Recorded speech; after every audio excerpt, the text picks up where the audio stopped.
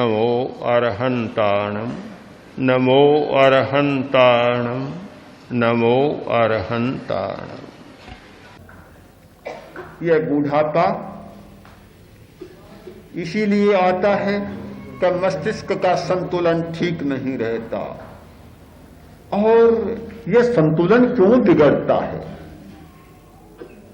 मैं सोचता हूं इसीलिए बिगड़ता है कि आदमी चक्के की भांति चलता रहता है। इतना मन में संताप, मानसिक संताप और आज की भाषा में मानसिक तनाव, जीवन में इतना तनाव रहता है मन का और भावना का, उसके कारण मस्तिष्क अस्वस्थ बन जाता है, बीमार बन जाता है और थोड़ा थोड़ा पागलपन शुरू हो जाता है। बहुत सावधानी बरतने की होती है।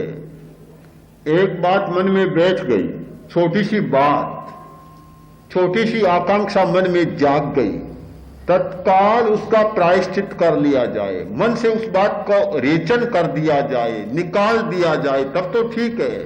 और मन में पालते गए पालते गए पालते गए तो वह छोटी सी बात इतनी खतरनाक बन जाती है कि दिमाग को पागल बना देती। मन में संदेह की बात हो गई। एक पति और पति के मन में अपनी पत्नी के प्रति एक संदेह की भावना घर कर गई। बस हमेशा वही सोचता है कि वह ठीक नहीं है, यह नहीं है, वह नहीं है। होते होते बात यहां तक पहुंच जाती है कि पागल बनाकर छोड़ देती है। छोटा सा संदेह पागल बना देता है। मैंने देखा है एक आदमी तो जिसके मन में यह बात हो गई कि भाई ये प्रवृत्ति साधु लोग कर रहे हैं, ये ठीक कहां है? पुराने तो नहीं करते थे, आज करें, ठीक कहां है? ऐसी एक दो तीन बात बैठ गई। बैठते बैठते उन बातों ने उसको पागल बना दिया। अब कई बार मेरे पास आता है, बार बार पूछता, एक बार उत्तर दिया, दूसरी बार आता है वही प्रश्न, तीसरी बार आता है तो वही प्रश्न। मैंने समझ लिया प्रश्न का उत्तर देने का अर्थ नहीं रहा, यह तो पागलपन हो गया। साफ साफ कहना पड़ा कि भाई तुम्हारा दिमाग संतुलित नहीं है, अब उत्तर नहीं, बस तुम तो इन बातों को छोड़ दो। पर छोड़े क्या? एक बार उत्तर दिया कि ठीक है, घर पर गया और फिर वही भूत सवार। तो ऐसा भूत है, वह बुढ़िया का दामाद है कि एक जाता है तो दूसरा भूत आता है, दूसरा जाता है तो तीसरा आ जाता है। 4 दामाद थे, चारों मर गए, चारों ही प्रेत बन गए। एक को निकाला तो दूसरा आया, दूसरे को निकाला तो तीसरा आया, तीसरे को निकाला तो फिर चौथा तैयार, चारों को निकाला तो फिर नंबर शुरू हो गया। तो बुढ़िया का दामाद कहीं समाप्त ही नहीं होता। सचमुच जीवन के प्रति बहुत सावधान रहने की जरूरत है। ऐसा कोई भी विचार विकल्प मन में स्थान न कर पाए, अड्डा न जमा ले, जो कि मस्तिष्क को अस्वस्थ बनाए या बूढ़ा बनाए। बूढ़ापे के साथ मैत्री करने का मतलब है कि मन में एक भी निराशावादी विचार को स्थान न दें। आप लोग श्वास प्रेक्षा का प्रयोग करते हैं, समवृत्ति श्वास प्रेक्षा का प्रयोग करते हैं। एक नथुने से श्वास लिया और दूसरे से तत्काल निकाल दिया, फिर दूसरे से लिया और पहले से निकाल दिया। एक से लेते हैं, दूसरे से निकाल देते हैं। ठीक यह क्रम चले कि विचार आया, कई बुरा भी विचार आ सकता है।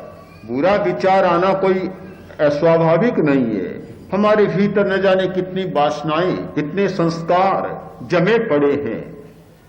सामान्य आदमी की बात क्या कहूं, बड़े बड़े साधक होते हैं, उनके मस्तिष्क में भी बुरे विचार, बुरी कल्पना, बुरे भाव चक्कर लगा सकते हैं, आ सकते हैं। अस्वाभाविक नहीं है, इसको आप बुरा भी मत माने, ये एक स्वाभाविक प्रक्रिया है। किंतु आया और विदा, बस विदा कर दिया। अब शहर में रहने वाला आदमी कितने पाहुनों को घर में टिकाकर रखेगा? आता है और नमस्कार, बस विदा कर दिया। ज्यादा से ज्यादा हो तो चाय पानी पिलाकर विदा कर दिया, बस किंतु घर पर जमा कर कितना रखेंगे? जो भी विचार आया विदा कर दिया, तब तो बूढ़ा बनने की स्थितियां कम बनेगी। जो भी विचार आया सबको स्थान दिया, आओ तुम भी बैठो, तुम भी बैठो, तुम भी बैठो, सबका स्वागत किया, सबको बढ़ते ही चले गए, तो दिमाग ऐसा कबाड़ी खाना बन जाएगा कि बूढ़ापा 20 वर्ष बाद आने वाला है तो आज ही आ जाएगा। रेचन करना सीखें, समवृत्ति श्वास का प्रयोग करें। समवृत्ति श्वास आपको सुझाव दिया जाता है, ध्यान करें, विकल्प आए, रोके मत, विचारों को रोके मत। विचारों को रोकना नहीं है, रोकने का प्रयत्न करेंगे तो ज्यादा विचार आएंगे। केवल जो भी विचार आए एक बार दृष्टा भाव से उन्हें देख लें, विचारों को देखें, देखें कि क्या सिनेमा के रंगपथ पर, चित्रपथ पर क्या क्या चित्र आ रहे हैं, बस देखते जाएं, देखते जाएं। दृष्टा भाव का प्रयोग करें, देखते चले जाएं, विचार आएगा, अपने आप चला जाएगा, आएगा चला जाएगा। केवल आप देखते रहें। ये प्रक्रिया है मैत्री की, ये प्रयोग है मैत्री का, कि हम नए विरोध कर रहे हैं, ये भी नहीं करें क्यों बुरा विचार आ रहे हैं। कुछ लोग होते हैं, मैंने ऐसे लोगों को देखा है, आकर कहते हैं बड़े पापी हैं, बड़े बुरे हैं, क्या बताएं, इतने बुरे विचार आते हैं। तो मैंने तो बहुत बार उन लोगों से कहा है कि तुम पापी नहीं हो तो ऐसा करके पापी जरूर बन जाओ। अरे बुरे विचार आए तो इतना क्या बुरा हो गया? जब ये मान रखो कि तुमने एक बड़ा सारा कूड़े करकट का ढेर अपने मस्तिष्क में या संस्कारों में इकट्ठा कर रखा है और बदबू आई तो आएगी, स्वाभाविक बात है। इतने परेशान क्यों होते हो? कोई अस्वाभाविक बात हो गई क्या? कोई अनहोनी बात घट गई क्या? कोई अनहोनी घटना नहीं है, एक बिल्कुल स्वाभाविक प्रक्रिया है, होने की प्रक्रिया है। भीतर ही भीतर गंदगी पड़ी रहेगी, बाहर नहीं आएगी तो और सड़ान ज्यादा पैदा होगी। अच्छा है आया और चला गया, निकल गया, इतना तो कम हुआ भार, बुरा क्या हुआ? बुरा कुछ भी नहीं है। पर बहुत लोग हीन भावना से ग्रस्त हो जाते हैं। न तो हीन भावना से ग्रस्त होना है, न उसे बहुत कोई बुरा मानना है, बस केवल दृष्टा भाव का प्रयोग कर देख लेना है कि भाई ये आया चला गया, ये आया और चला गया, एक चित्र सा चल रहा है, देखते चले जाओ और काम होता चला जाए। ये प्रयोग है ध्यान का। संवृत्ति श्वास की प्रक्रिया पर ध्यान दे तो मैं सोचता हूं कि यह बूढ़ापे के साथ मैत्री का प्रयोग होगा।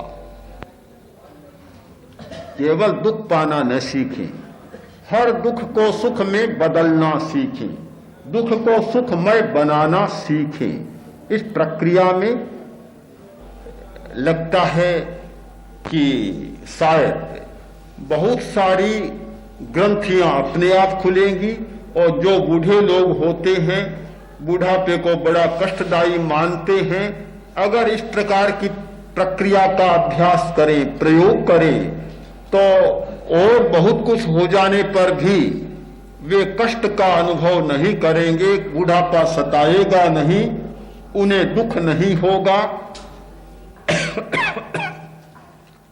कठिनाइयां समाप्त होती चली जाएंगी। हम लोग बहुत गहराई से अनुभव करें कि यह प्रेक्षा ध्यान का प्रयोग हर दुख की स्थिति में एक आलंबन देने का प्रयोग है, सहारा देता है, सहारा। और इस सहारे को पाकर आदमी अनुकूल और प्रतिकूल दोनों स्थितियों में अपने आप को संतुलित रख सकता है। हमारे जीवन की सफलता का सबसे बड़ा सूत्र है संतुलन।